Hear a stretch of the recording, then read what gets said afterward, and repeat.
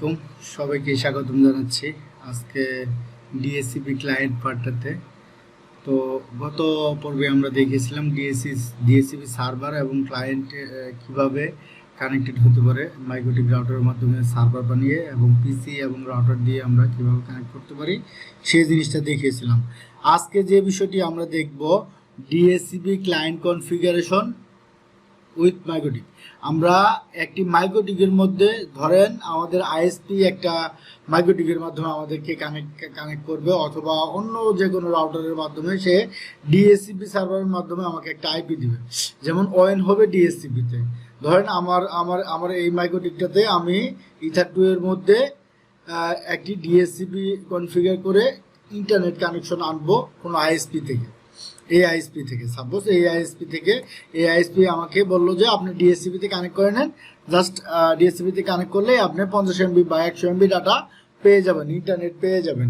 সেক্ষেত্রে আমি আসলে কিভাবে কানেক্ট কনফিগারেশনটা এই ওয়াইনটা কিভাবে ইথার 2তে কনফিগারেশন করতে পারবো এবং প্রপারলি ইন্টারনেট পাই কিনা মাইক্রোটিকে সেই জিনিসটা দেখবো। কিভাবে ডিফল্ট রাউট সেট করব এই বিষয়গুলো আজকে আসলে দেখবো ইনশাল্লাহ। যাই হোক, আমরা আমাদের উইনবক্স আমরা দেখতে পারতেছি, আমরা আইপি অ্যালোকেশনের DHCP client for MikroTik router এই বিষয়টা ডিএসসিপি ক্লায়েন্ট আমরা সেট আপ করবো। যাই হোক, আমরা আমাদের দুইটা মাইক্রোটিক আপনারা দেখতে পাচ্ছেন এখানে। আমার একটা আইএসপির মাইক্রোটিক ধরেন এটা, এই আইএসপির সাথে আমি কেবলের মাধ্যমে কানেক্টেড আছি। ইথার 2 আইএসপি বলছে যে আপনি আমার থেকে একটি ডিএসসিপি ক্লায়েন্ট করে দিয়ে আপনাকে আমি ব্যান্ডউইথ অ্যাসাইন করে দিয়েছি। আপনি আপনার মাইক্রোটিকে ডিএসসিপি ক্লায়েন্টের মাধ্যমে ইনস্টল করে আপনি ইন্টারনেট পাবেন। দেখেন আমার এই মাইক্রোটিকে কিন্তু কোনো ধরনের আইপি অ্যাড্রেস, কোনো ধরনের রাউট বা কোনো ধরনের ডিএসসিপি কনফিগারেশন করা নেই। এখানে আমরা ইন্টারনেট পাচ্ছি কিনা সেই জিনিসটাও যদি আমরা পিন করে দেখি, 8.8.8.8 কে যদি আমরা পিন করে দেখি, নো রাউট হোস্ট, কোনো ধরনের রাউট সে পাচ্ছে না। তো আমরা সেইটাই দেখবো যে আমরা এখানে আসলে ইন্টারনেট কীভাবে কানেকশন করবো। যাই হোক, আমার আইএসপির মাইক্রোটিকটা আমি ব্যাকএন্ডে কেটে দিলাম। আমরা আমাদের যে মাইক্রোটিকে ক্লায়েন্ট কনফিগারেশন করবো সেটা আমরা দেখবো।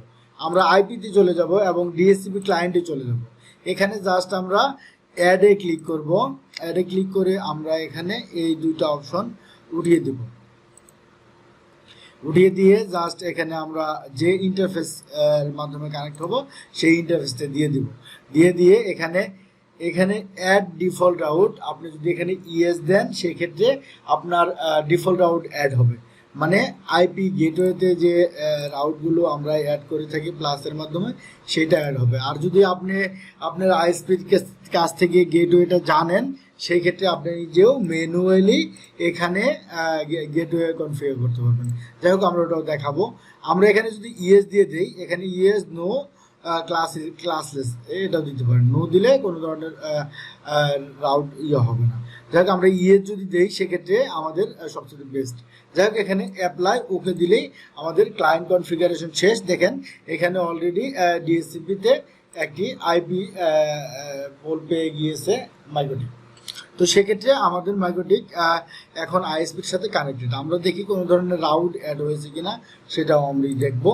আমরা এই যে আইপি রাউটে যদি এখানে যাই সেক্ষেত্রে দেখেন একটি ডাইনামিক্যালি ডিএএস মানে ডাইনামিক্যালি একটি ইথার 2তে একটি গেটওয়ে অ্যাড হয়ে গেছে।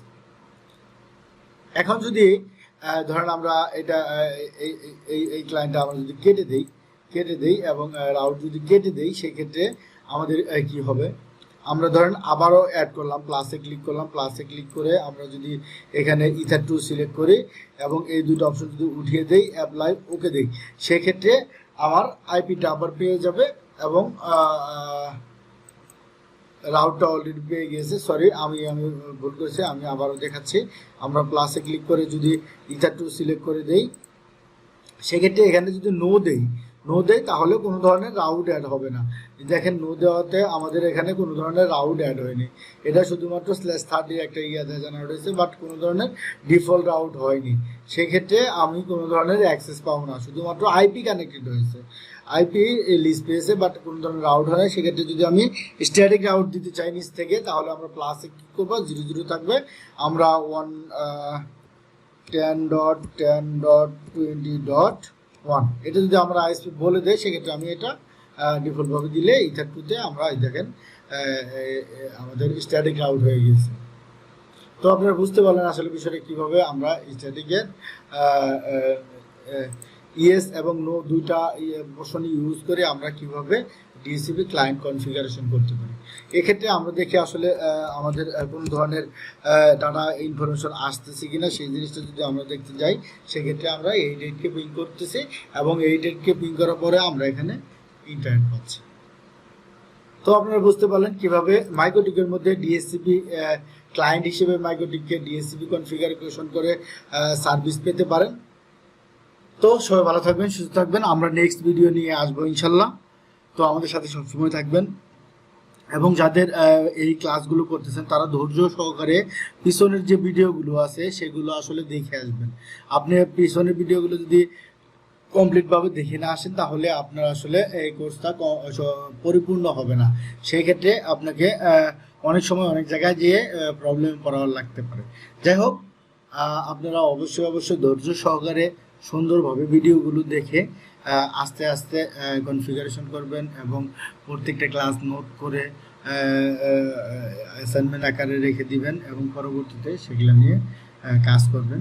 আশা করি প্রত্যেকটা ভিডিওই অনেক ভালো হবে এবং সামনের ভিডিওগুলো অনেক এক্সপেন্সিভ ভিডিও আসবে এবং অ্যাডভান্স লেভেলের কনফিগারেশন নিয়েও আমরা সব ভিডিওগুলো দেখাবো আপনাদের। ভালো থাকবেন, সুস্থ থাকবেন। আজকে এই পর্যন্তই। আল্লাহ হাফেজ, আসসালামু আলাইকুম।